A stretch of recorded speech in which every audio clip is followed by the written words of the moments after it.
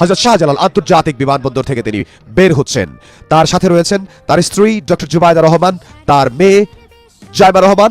তারা আসলে একসঙ্গেই লন্ডন থেকে ঢাকার হযরত শাহজালাল আন্তর্জাতিক বিমানবন্দরে এসে পৌঁছালেন এবং হযরত শাহজালাল আন্তর্জাতিক বিমানবন্দর থেকে তারা এখন বের হচ্ছেন। আমরা সরাসরি সেটি দেখছি। এই মুহূর্তে তিনি ঢাকার মাটিতে পা রাখলেন, আমরা সরাসরি সেটি দেখছি।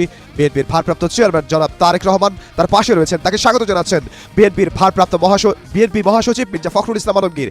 বিএনপির ভারপ্রাপ্ত চেয়ারম্যানকে স্বাগত জানালেন বিএনপির স্থায়ী কমিটির সদস্য মির্জা আব্বাস। বিএনপির ভারপ্রাপ্ত চেয়ারম্যানকে স্বাগত জানালেন বিএনপির স্থায়ী কমিটির সদস্য সালাউদ্দিন আহমদ। বিএনপির স্থায়ী কমিটির সদস্য যারা, তারা আগেই হযরত শাহজালাল আন্তর্জাতিক বিমানবন্দরে তাকে স্বাগত জানানোর জন্য, তাকে শুভেচ্ছা জানানোর জন্য উপস্থিত হয়েছেন। আমরা একটু আগেই বলেছি, এখন এই বিএনপির গয়েশ্বরচন্দ্র রায়, আমরা তাকে দেখছি বিএনপির স্থায়ী কমিটির সদস্য, তিনি স্বাগত জানাচ্ছেন বিএনপির ভারপ্রাপ্ত চেয়ারম্যান তারেক রহমানকে। ডক্টর মঈন খান, তিনি স্বাগত জানাচ্ছেন বিএনপির স্থায়ী কমিটির সদস্য নজরুল ইসলাম খান, তিনি স্বাগত জানাচ্ছেন বিএনপির ভারপ্রাপ্ত চেয়ারম্যান জনাব তারেক রহমানকে।